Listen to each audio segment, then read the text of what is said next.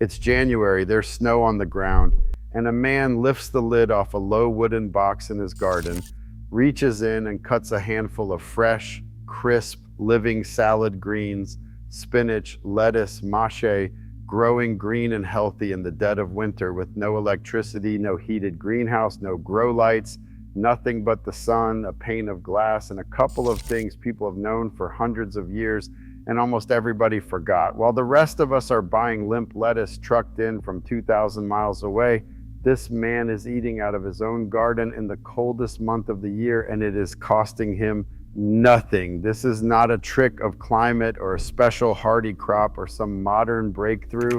It is old knowledge, genuinely old, the kind that fed entire cities through winter before refrigeration and long-haul trucking made us forget it was ever possible. The city of Paris, 150 years ago, ate fresh salad all winter long, grown right inside the city with no heat but the sun and the warmth of decomposing manure. And the same simple structures that did it then will do it in your backyard right now for almost nothing, and almost nobody knows it. In this series, we have kept the house cool and warm, stored a winter's food in the cellar and the pantry, kept the meat and the cabbage, moved water with no pump. This is the last piece of feeding yourself through the cold, not storing food you grew in summer, but actually growing it fresh and living in the dead of winter. And the beautiful thing is, it is the gentlest, safest, cheapest knowledge in this whole series. You can start it this weekend. You almost cannot hurt yourself doing it, and it works. Let me show you how. Starting with the single idea that makes all of it possible. Here is the idea. You do not need to heat a whole winter. You just need to give plants a slightly warmer, sheltered little world and protect them from the killing cold. And a surprising number of plants will keep growing, or at least keep living and holding right through a winter that would flatten them out in the open. People assume winter growing means fighting the cold with heat, pouring energy in to keep a greenhouse warm. It does not. The old way was not to overpower winter with heat. It was to outsmart it with shelter and sun. And the simplest tool for that is one of the most elegant little structures ever invented, the cold frame. A cold frame is almost laughably simple. It's a low box, wood, brick, stone, whatever you have, with no bottom, sitting on the ground with a sloped lid of glass or clear material on top, facing the sun. That's it, a box with a glass lid. But what happens inside it is the same physics that makes a car bake in a parking lot on a sunny day, the thing everyone has felt 100 times and never thought to use on purpose. Sunlight passes through the glass and warms the soil and the air inside, and the glass traps that warmth. It lets the light in, but does not let the heat back out easily. So the inside of that little box climbs far above the temperature outside whenever the sun is shining, even on a cold winter day. On a sunny 20-degree afternoon, the inside of a cold frame can be 50 or 60 degrees, warm enough for hardy greens to keep growing. At night, the glass in the ground holds some of that warmth, and the box shelters the plants from the wind and the hardest cold. You've built a tiny climate, a pocket of spring, in the middle of winter using nothing but a box and a piece of glass, and the sun that shows up for free every clear day. And the plants that thrive in it aren't exotic. This is the part that surprises people. A whole range of ordinary greens are genuinely cold hardy and will keep going in that sheltered little world long after the open garden is dead. They include spinach, mache, kale, certain lettuces, claytonia, arugula, and other hardy salad crops. They don't grow fast in the short days of deep winter. Mostly they sit and hold, living and fresh, and you harvest from them through the cold months, and then they surge back into growth the moment the days lengthen. You're not forcing summer in January. You're keeping a patch of hardy greens alive and harvestable through a season that would otherwise kill them. And that alone means fresh living food out of your own ground in the months when most people are buying it shipped from across the continent. Now, if a cold frame traps the sun's warmth, the old growers had a second trick for adding gentle heat without a single watt, and this one genuinely delights people when they hear it because it sounds absurd and it works completely. It's called a hotbed, and the heat comes from rot. When fresh manure and straw break down, when the microbes go to work decomposing it, that decomposition releases real heat. It's the same reason a big compost pile steams in the cold and feels hot in the middle. The old growers harnessed that. They would dig out the bed under a cold frame, pack in a deep layer of fresh horse manure and straw, cover it with several inches of soil, and set the glass frame on top. The manure underneath, breaking down, gave off steady, gentle warmth from below for weeks, bottom heat, exactly what seedlings and winter greens love, while the glass trapped the sun's warmth from above. A heated growing bed warmed by biology and sunlight with no fuel and no electricity at all. It's the same principle as the fermentation we talked about with food, life doing work for you. Turn to the job of keeping a garden warm. And this is exactly how Paris fed itself fresh vegetables all winter in the 1800s, which is one of the most remarkable, forgotten stories in all of growing. The market gardeners of Paris, the maraîchers, grew an astonishing amount of fresh produce on small plots right inside the city year-round, using cold frames, glass cloches, and hotbeds built on the endless supply of manure from the city's horses. They were so skilled they could grow fresh salad, radishes, carrots, and greens in the dead of a French winter and harvest multiple crops a year off the same intensively worked ground, feeding a huge city and even exporting to London. No heated greenhouses, no electricity, just glass, manure, heat, the sun, and extraordinary skill passed down and refined over generations. It was a whole sophisticated system of winter food production running on nothing but biology and sunlight in one of the great cities of the world, and almost nobody today has ever heard of it. That's not folklore. That's documented agricultural history, and the methods are written down and recoverable. Let me make it concrete, because the rhythm of a cold frame across the year is the thing that makes it click. You don't plant in January. That is the mistake people imagine, picturing themselves sowing seeds into frozen ground. You plant in late summer and early fall while it is still warm and the days are still long enough for the plants to get up and growing. For example, sow your spinach, mache, and hardy lettuces in September. They establish themselves as strong, healthy plants while the weather is still mild. Then, as fall turns to winter and the open garden dies back, those plants in the frame keep their leaves, keep living, and you start cutting from them. Through the deepest, darkest weeks around the solstice, they mostly hold rather than grow because the days are too short for much new growth. But they stay alive and fresh and harvestable, a living refrigerator of greens that is still growing roots and waiting.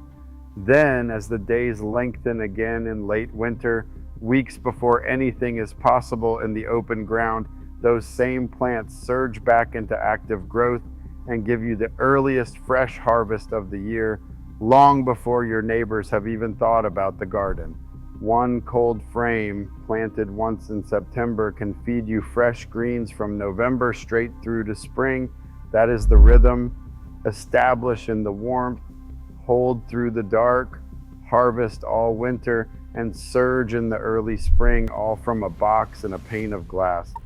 And winter growing under glass wasn't only a Paris phenomenon. Season extension is a deep, broad tradition wherever people gardened in cold places.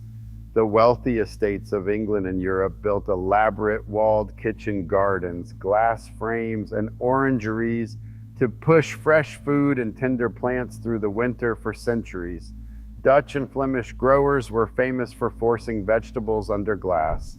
The humble cold frame and the glass cloche were standard equipment in serious gardens across the cold half of the world, and gardening books from the 1700s and the 1800s described these techniques in detail as ordinary then as a packet of seeds is now. This was mainstream horticultural knowledge, written down, taught, and refined over generations, the way to eat from the garden in months when the garden looked dead. It didn't fail, and it wasn't disproven.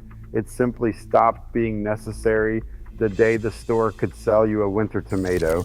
And so a body of knowledge that fed estates and cities quietly slipped out of common memory in a single generation. So what happened? Same honest answer as everything else on this channel. Nobody banned the cold frame. What happened is the year-round supermarket and the long-haul truck. Once you could buy fresh lettuce in February, grown in California or Mexico, or in a heated industrial greenhouse and shipped to your store in any season, the entire reason to grow your own winter greens evaporated. Why build a cold frame and tend it through the cold when the store has a tomato and a head of lettuce in January? The skill of winter growing, which fed cities, became unnecessary, and then it faded the way all of this fades once the work isn't needed. A generation grew up where every vegetable is available every month, trucked from somewhere warm, and the idea that you could grow fresh food in your own snowed-in backyard came to sound impossible when it's actually centuries old and perfectly simple. And the trade is the familiar one with a twist worth noticing. The year-round supermarket is genuinely convenient, and it gives us variety the old growers could never have dreamed of. I won't pretend a cold frame replaces a grocery store, but it made our fresh food entirely dependent on a long, fragile supply chain, produced trucked thousands of miles, picked unripe, days or weeks old by the time you eat it, from a system that empties off your store's shelves within a day or two when the trucks stop. The cold frame in the backyard depends on none of that. It's fresh food, fresher than anything in the store, cut minutes before you eat it, growing right outside your door in the worst of winter, owing nothing to a truck or a grid or a store. We traded a patch of living winter food we controlled for a supply chain we depend on, and we gained variety but lost the independence, and most people never knew the backyard version was even possible. So here's the honest path back, and it's the easiest in this whole series, which is why I love ending the cold weather run on it. Start with a single cold frame. You can build one this weekend from scrap lumber and an old window. That's the classic, a discarded storm window or glass door as the lid, a simple box beneath it, set facing the winter sun. People build them for almost nothing out of materials they already have. A few simple things make the difference between one that works and one that disappoints, and they're all common sense. Face the glass toward the winter sun. That means south facing in most of the country, so it catches every hour of low winter light. Tilt the lid at a slant rather than flat, so the weak winter sun strikes it more directly, and so rain and snow slide off. Tuck it against the south wall or a sheltered spot if you can, to borrow the wall's warmth and block the wind. Bank a little soil or straw around the outside to seal the gaps and hold the heat. None of that is technical. It's just paying attention to where the sun is and where the wind comes from.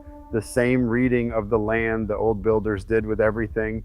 Get those few things right, and the scrap-built box performs far better than you'd believe. Plant it with hardy greens in late summer or early fall, so they're established before the cold, and you'll be harvesting fresh salad out of the snow. If you want to go further, the unheated low tunnel and the row cover do the same job over larger beds. A hoop of pipe and a sheet of clear cover, the modern echo of the same idea. The proof that this is not just nostalgia is that it is being done right now. A grower named Elliot Coleman has spent decades demonstrating in the genuinely brutal winters of coastal Maine that you can harvest fresh greens all winter with nothing but unheated cold frames and tunnels, no added heat at all. He has written it all down. This is the old Paris method, proven again in modern Maine. It works. You can do it where you live. Now, the honest cautions, because even the gentlest method has a couple. The one that actually matters is the hotbed and manure. Fresh manure can carry pathogens, and using it around food crops has real food safety considerations. This is the one place to be careful.